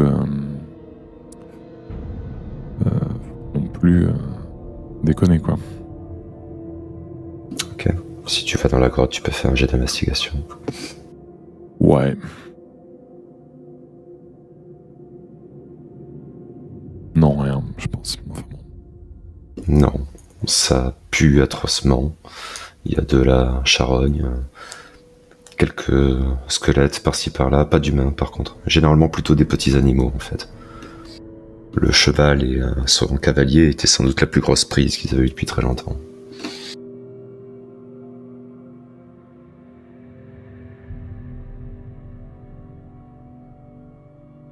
Bien. Je ressors, j'ai dit écoutez, j'ai rien vu, mais bon, j'ai peut-être loupé quelque chose. Je suis pas en très bonne forme, donc. Et puis, En tout cas, la grotte est pas très profonde. Tu es Voilà. certain qu'il n'y a pas d'autres trolls ou que ça s'étend pas sur un réseau plus loin. Ça, tu peux le savoir. Ok. J'ai mais peut-être ont-ils planqué quelque chose. Ils avaient l'air d'être plutôt malins pour les trolls.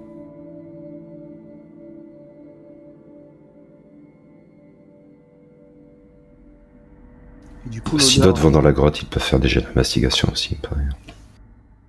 Ah, allez, pourquoi pas. Enfin, je devrais me méfier, moi, mais bon. Oui. Oui. Je vais laisser Stenval y aller. Oula, oui. Bah, je suis super en forme, moi, d'un coup.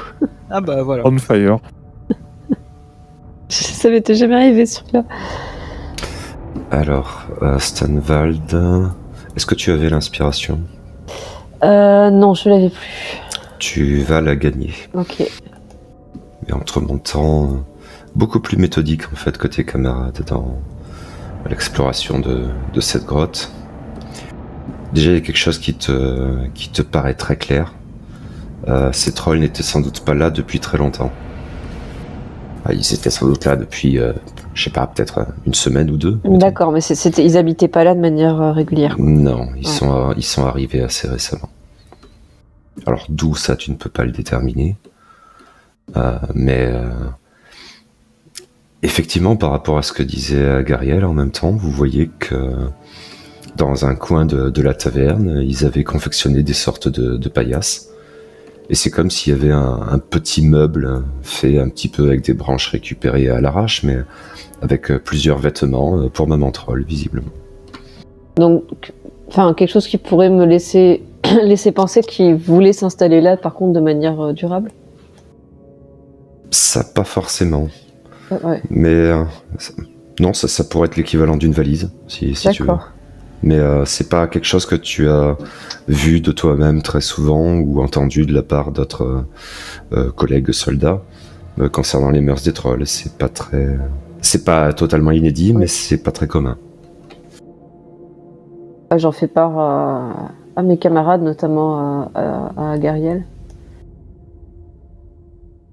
Parce que ça pourrait pas avoir un lien avec l'assemblée troll avec laquelle on a assisté. Il y a une valise des affaires, enfin un sac en fait, tu l'as ouvert. Ah, c'est Oui. ouvrable? Non, je disais Oui. ça métaphoriquement quand Oui, même. oui, c'est ça. Métaphoriquement, ouais, voilà, elle a ses petites affaires qu'en fait ils ont regroupées. Voilà. D'accord, il n'y a rien qui peut... on trouve rien, pas de littérature. Non. Non, et rien qui puisse nous aider à confectionner une civière ou un brancard un peu plus... Bon, à partir de ce qui faisait office de petite armoire ou de choses comme ça, et après vous avez du bois dans les environs, donc récupérer Ouais, quelques branches ou des trucs comme ça, c'est faisable. Quelque chose d'un peu solide et confortable pour notre ami, le cavalier. Est-ce que, justement, cette personne a pu nous écrire son prénom, ou elle n'en a pas? Je sais pas écrire. Ah oui, pardon. C'est exact. Par contre, il semble décidé à offrir comme une sépulture à son cheval. Et là, il vous fait des signes assez explicites pour ça. Ah oui, bah je... Pour ça, confectionne une sorte de bûcher, en fait. Bon, on lui donne un coup de main. Ça demande du temps, mais vous pouvez faire ça. Au bout d'un moment, il se saisit lui-même d'une torche qu'il allume au feu de camp, et il met le feu à ce bûcher funéraire pour un cheval. Et il reste devant, sans un mot, sans un grognement, sans un geste, à regarder le temps que l'animal se consume. Parce que bon, il peut pas parler, mais il est pas sourd. On suppose. Non, il n'est pas sourd, très clairement. Je penche de lui pour lui dire que j'ai dû enterrer ou brûler plusieurs de mes animaux, chiens, compagnons. Donc je comprends ce qu'il ressent. Je vais te demander de faire un jet de tradition, Aldamar.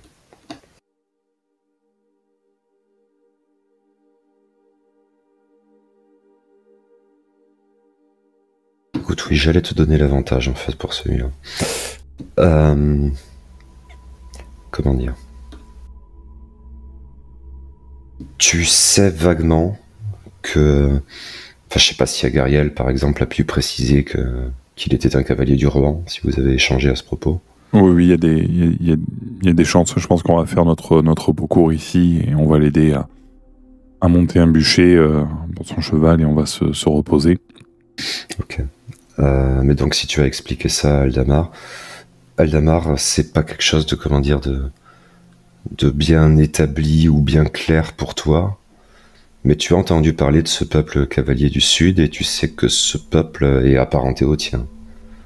Les Rohirrim, il y a longtemps de cela, c'était avant cela les hommes du Nord, dont les hommes des bois sont une branche d'une certaine manière. Tu n'as pas forcément eu de contact avec de ces cavaliers jusqu'à présent au cours de ta vie, mais tu peux ressentir une certaine affinité culturelle, on va dire. D'accord. Mais donc si je suis au courant de ça, je peux lui dire en plus que nous sommes nos deux peuples sont de lointains cousins. Voilà. Il hoche la tête brièvement, mais il reste très concentré sur la crémation de son cheval.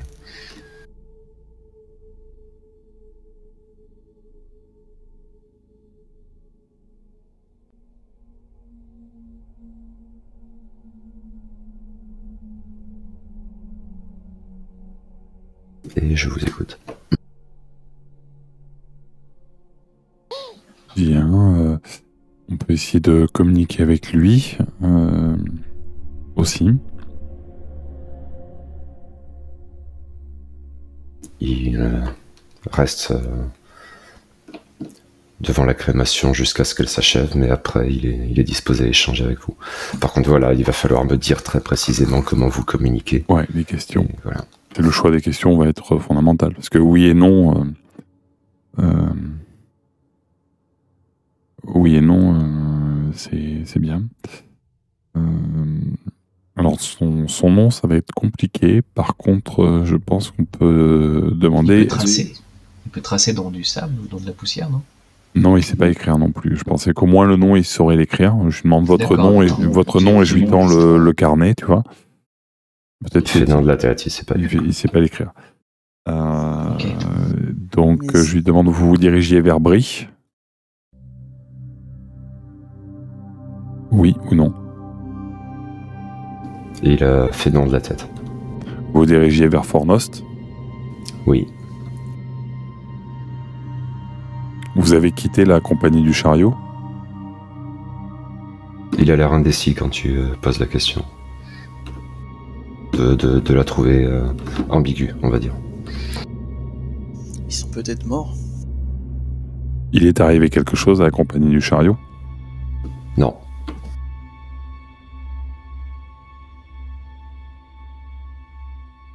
Vous rejoignez la compagnie du chariot à Fornost? Il a l'air un petit peu perplexe, et puis après il vous dévisage tous. Et puis il va pointer du doigt Frédégard. Et ensuite il va te demander à Gariel d'approcher ton carnet. Il pointe, tu le lui passes? Oui, je lui passe, bien sûr. Donc il pointe à nouveau Frédégard et il dessine une croix. Il vous pointe tous les autres ensuite et il fait plusieurs croix derrière. Après ça, il se pointe lui-même et il fait une autre croix. Et il fait des gestes du bras éloignés et il dessine comme un cercle de wagon et il le met plus loin à l'arrière par rapport à lui.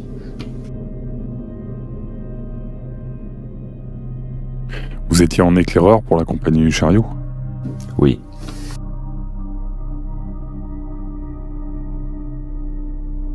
Vous suiviez suite aux révélations de votre voyante, vous suiviez le Hobbit? Il a l'air très étonné quand tu poses cette question, mais il fait non de la tête.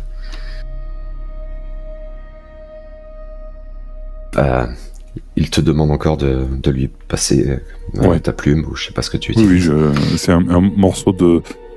Le morceau de charbon est monté, c'est sur un porte-mine, était très utilisé en fait. Voilà. Ok. Depuis très longtemps. Il dessine une carte très schématique de l'Eriador oriental, sur laquelle figure bien la grande route de l'Est et le chemin vert, avec Brie à l'intersection. Et vous êtes sur la chaussée des morts, un peu plus au nord, il représente tout ça. Et ensuite il passe à plusieurs reprises sur le chemin vert surtout, un petit peu sur la grande route de l'Est, et ensuite il fait juste un trait vers la chaussée des morts, et ensuite il semble reconnaître, c'est sans doute pas comme ça dans l'écriture qu'il peut connaître, mais il peut connaître quelques symboles de ponctuation. Il fait l'équivalent d'un point d'interrogation en gros, à côté du chemin vert, et il se montre du doigt après avoir dessiné ça.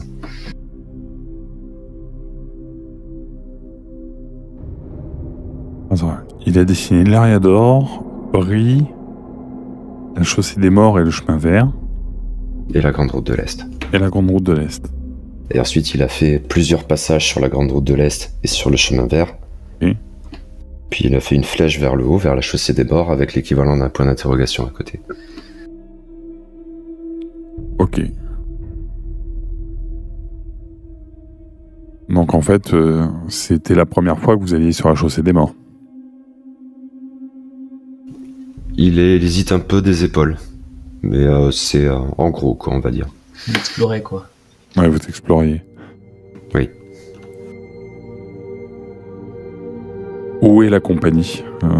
La compagnie du chariot, et je lui montre Brie, je lui montre le chemin vert, la route de l'Est. Il montre un point sur la route de l'Est qui est à peu près à mi-chemin entre Brie et le Mont Venteux. Voulez-vous qu'on vous ramène à la compagnie du chariot? Il hoche la tête. Alors nous allons vous ramener d'abord à Brie, où on vous soignera convenablement, et ensuite vous viendrez avec nous jusqu'à la compagnie du chariot. Il hoche à nouveau la tête et il fait des gestes qui expriment clairement le remerciement.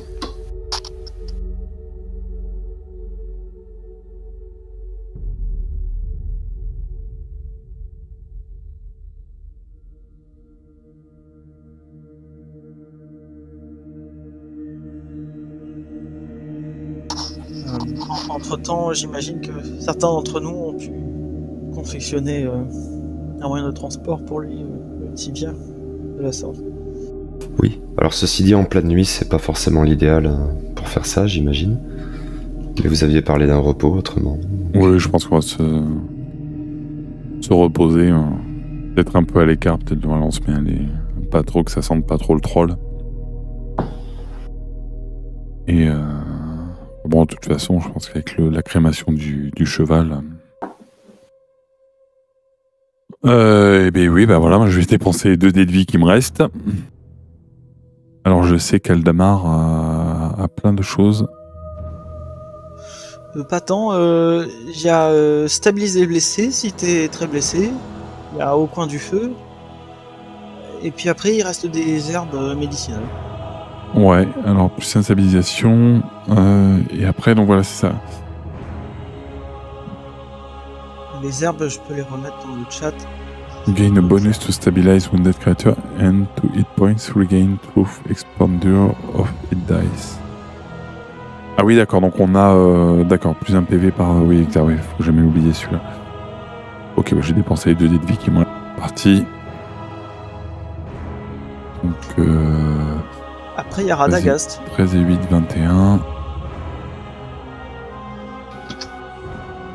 Ouais, on verra où j'en suis.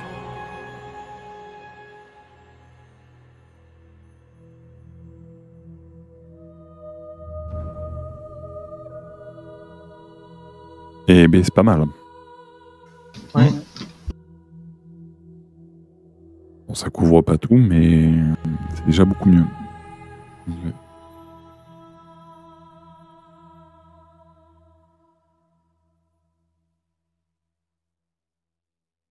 Ouais, j'essaie de prendre une gorgée d'élixir de Radagast. Dans la mesure où on n'est plus très loin de Brie, je me demande si c'est vraiment nécessaire. Ouais, et puis il y a une herbe aussi qui permet de récupérer le dernier dé de vie dépensé. Peut-être qu'il nous en reste quelques doses. Ah oui, c'est le nénuphar blanc. Il en reste 3 sur 5. Et ben moi, Récupère total du dé de vie dépensé en repos court. je vais peut-être bien en récupérer un, en fait. Ça dérange pas. Je vais prendre une dose de nénuphar blanc et ce sera tout pour moi. Oui. Ok, noté.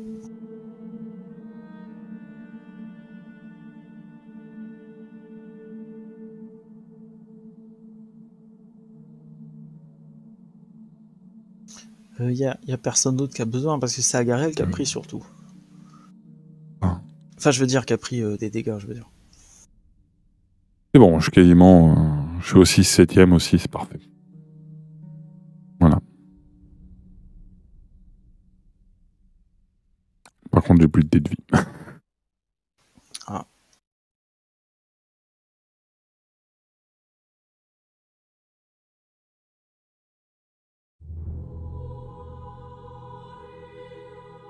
Et du coup, on est prêt en fait. C'était surtout Agarel qui avait besoin de soins. Enfin, Agarel, Oui, puis si vous voulez poser des questions au cavalier, enfin, je sais pas, j'ai un peu... Vous avez des questions à lui poser, peut-être que... Avec le pourquoi du comment m'intéresse. Hein. Moi, je lui fais signe vers ma langue en disant votre langue là. Est-ce que c'est les trolls ou un ennemi des peuples libres qui vous l'a tranché? Pas une question à la fois. Il fait non de la tête, en tout cas par rapport au troll. Pour le reste, il hausse les épaules. Est-ce que c'était un châtiment je sais pas, de justice ou quelque chose comme ça? Il hausse les épaules. D'accord. Il veut pas aborder le sujet, quoi. Est-ce que vous suiviez Frédégard? Et là, je montre le Hobbit.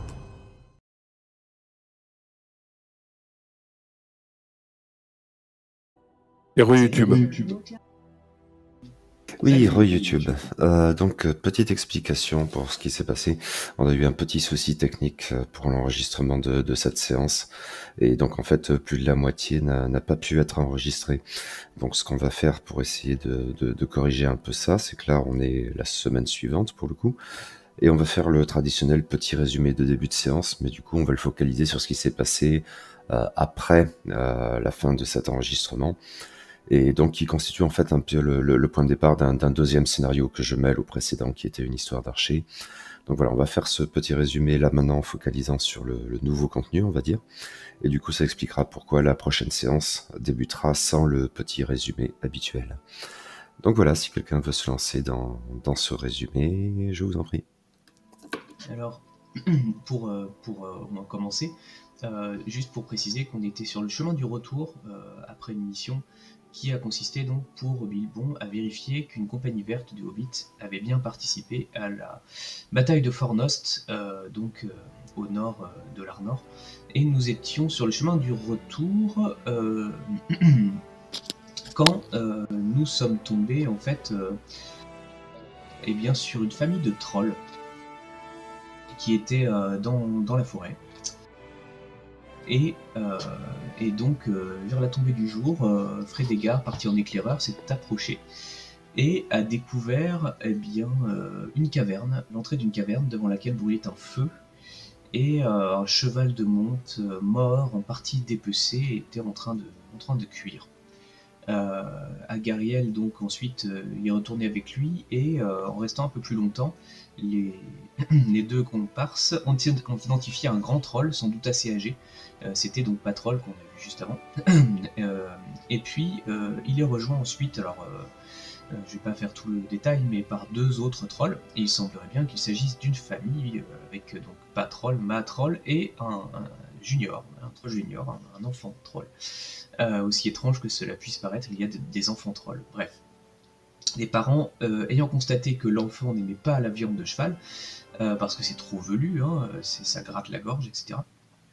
La mère est retournée chercher au fond de la grotte le cavalier, sous les yeux catastrophés de Frédégar et d'Agariel.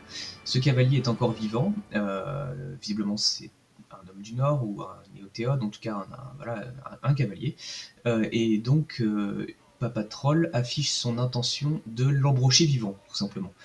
Le temps pressant, Agariel et Frédégar passent à l'attaque directement, et non sans avoir lancé bien sûr le cri de ralliement du groupe. Nous étions postés à quelques centaines de mètres en arrière, et donc nous avons mis un peu de temps avant d'arriver, mais le combat donc était déjà bien engagé. Contre toute attente, le plus résistant des trois était Junior. Il nous a donné du fil à retordre jusqu'au bout, puisqu'il était à moitié minéral en fait, ce bestiau. Mais nous avons fini par l'oxyre. Donc le cavalier que nous avons récupéré est mal en point, et pour ne rien arranger, il a la langue coupée et ne peut pas nous parler. Donc on essaye une fois qu'on l'a aidé à se retaper un petit peu, on essaye de l'interroger pour qu'il puisse nous répondre par geste ou autre. Il ne sait pas écrire non plus. Et nous apprendrons plus tard seulement que son nom est Telred. Frédégar et Stenvald pourtant le reconnaissent, et ils l'ont vu en fait parader avec son cheval parmi les hommes d'une compagnie qu'on a croisée à l'allée, en fait, qui était la compagnie des chariots, qui était dirigée par une diseuse de bonne aventure qui avait notamment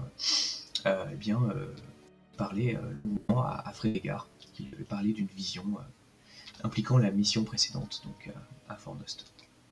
C'est un homme du Rohan, à ce qu'il semble, en tout cas un membre de ce peuple de cavaliers descendus du Nord, un cousin des hommes des bois, en quelque sorte. Il peut à peine se déplacer, et donc, avec un peu ce qu'on a pu, on a fabriqué un travois, et nous avons essayé de reprendre la route de Brie, parce qu'on avait bien besoin de repos après cette longue aventure. Donc, on a quand même appris que Telred donc, venait de l'Est et qu'il explorait la région de la Chaussée des Morts, qu'il était là pour explorer cette région, en quelque sorte.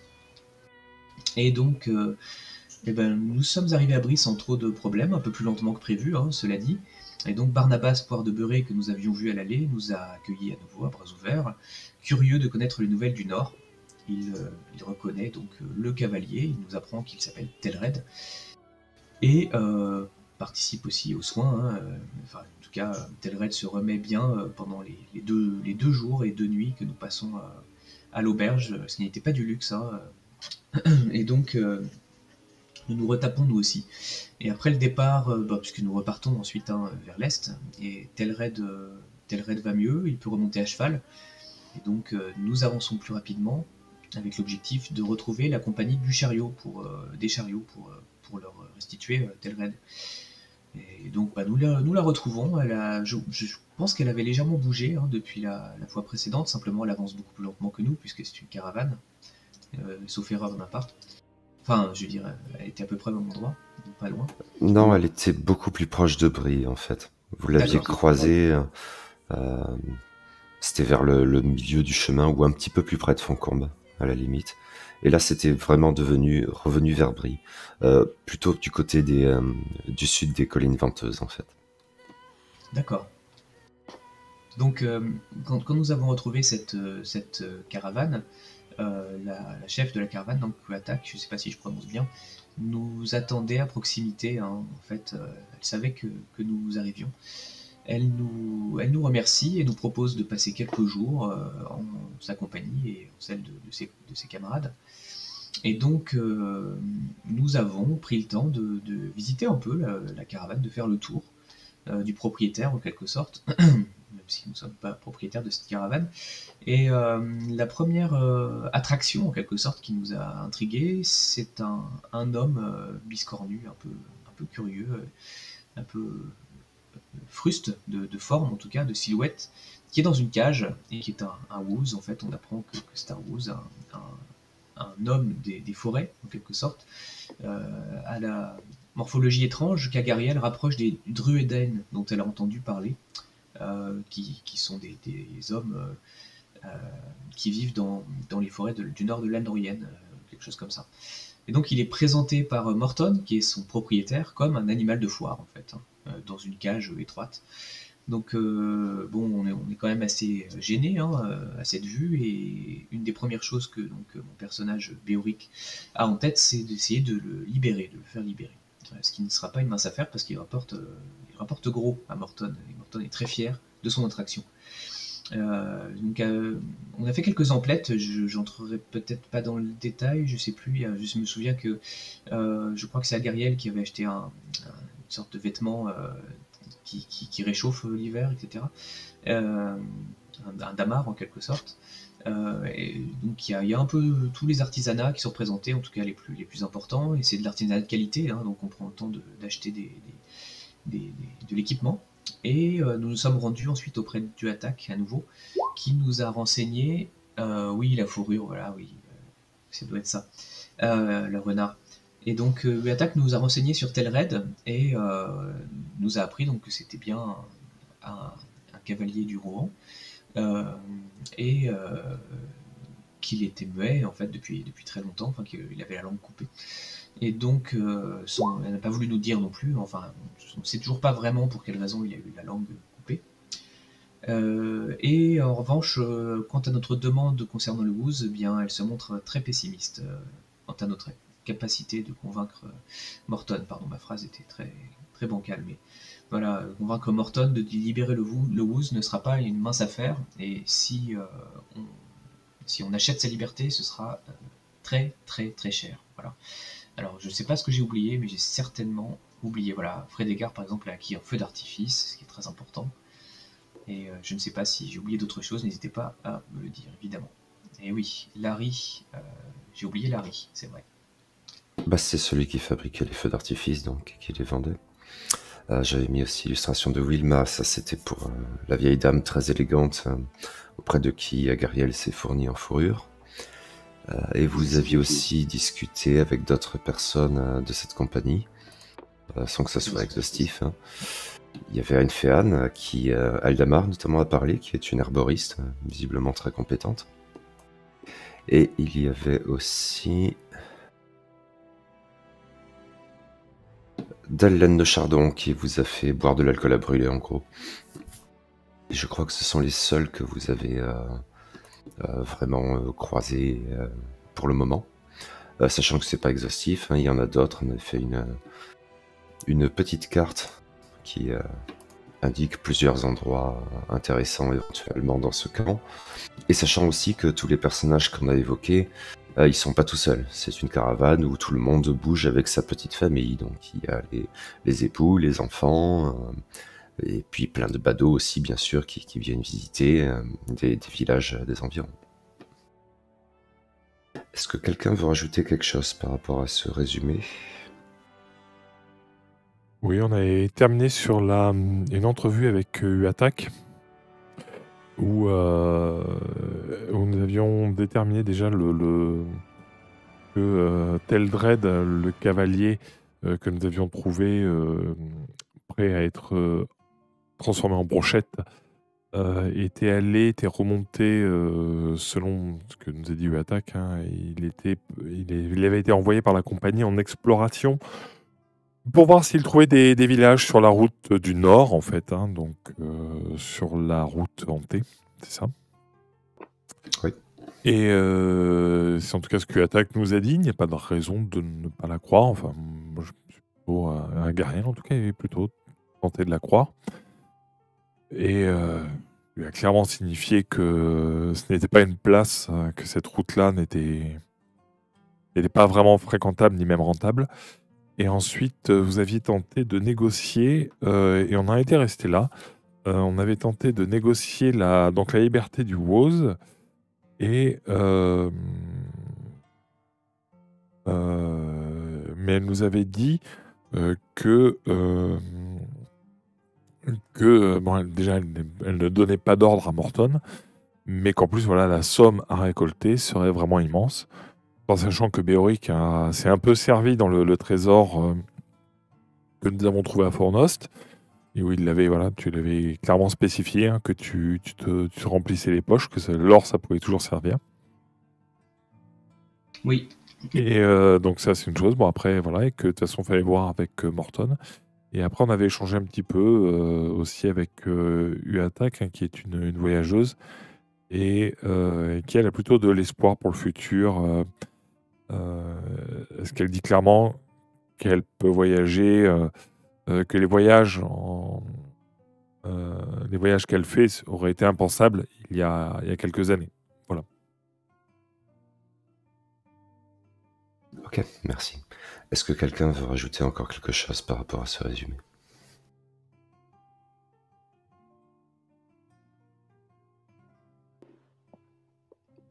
Ok. Dans ce cas-là, ce que je vous propose, c'est d'arrêter l'enregistrement ici, donc pour avoir le fichier rajouté au précédent.